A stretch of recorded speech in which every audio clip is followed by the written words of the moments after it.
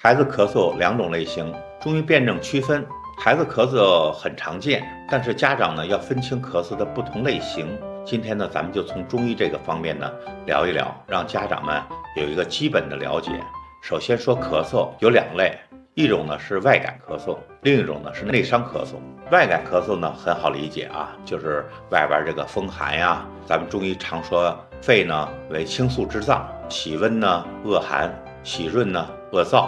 外感风邪摄于肺，其人即咳，说的就是常见的被风寒吹到了，或者是吃了寒凉的食物，风寒呢入肺了，就会引起咳嗽，而且往往是干咳。这种咳嗽呢，我们一般是从肺呢论治。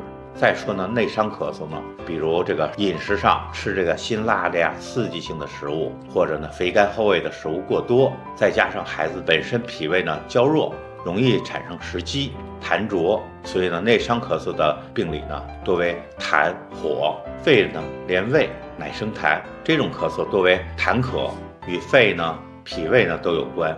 所以我们说呢，在论治孩子咳嗽的时候呢，不能一概而论。